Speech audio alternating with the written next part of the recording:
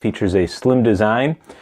The cord is 8 foot or 2.4 meters. Very nice, which I'll explain in a moment why that's important for cable management. It will withstand 3,900 joules of surge, and then it's insured up to your equipment. Anything that's plugged into it will be insured up to $300,000, and you have to apply for the warranty that way. And already seeing it up close, there's some things that I can see are going to be very good, and some things that I can see are not going to be very good. In particular, I had purchased this because of these on the side here, which were offset, and I thought they would accommodate various sizes, different sizes of power bricks or things that didn't use cords necessarily.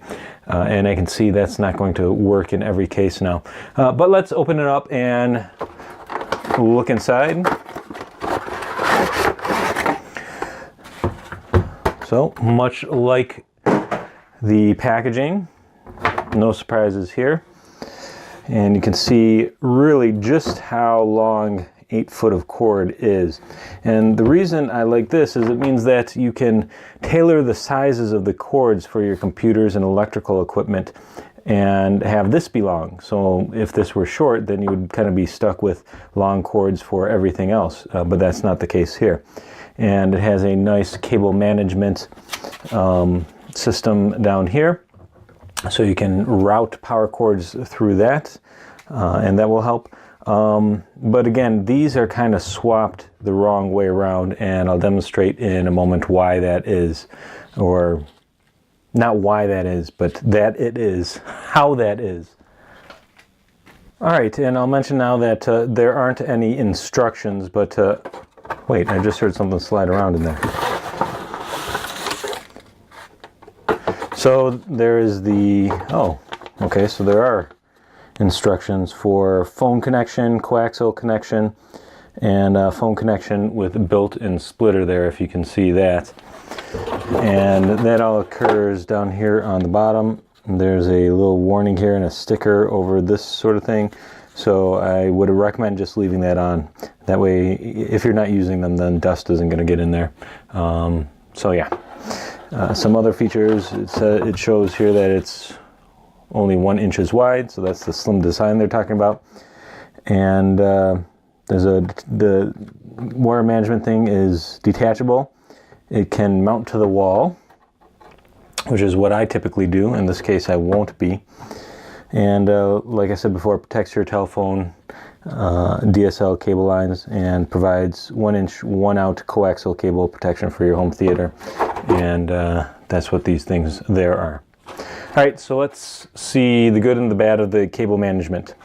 So the first line of defense in cable management is to make sure that your cables aren't over long. That way they can't get tangled up and make a rat's nest. And so you can see for my PCs here, I have 1 foot long cables. This is going to fit right behind the cases, and so there's not any unnecessary length.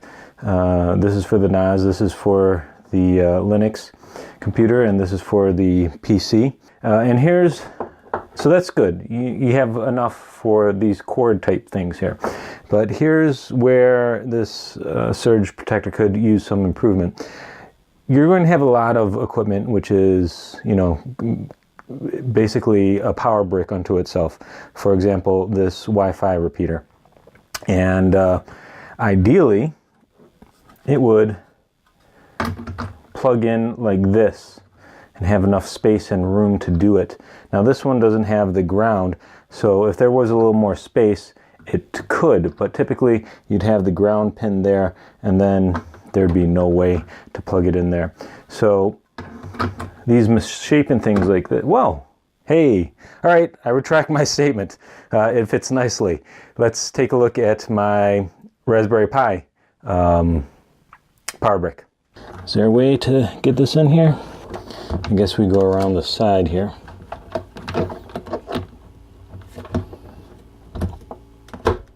All right, so there is a way to fit that in there too, but you can see where you're going to run into problems with some of these power bricks where it's, not going to fit. So the problem there is, though, of course, if you accommodate everything, then it no longer can claim to feature a slim design. I'm seeing now too that the Ethernet in here isn't going to work because it's obscured by these cords here. So if we move it down here, I don't know, it's going to be tough. I wish companies would just, you know, make better power bricks, but what can you do? All right, so that's the good and the bad of the Belkin surge protector. If you are going to buy it, please check the links below, and that will help support the channel. All right, thank you very much.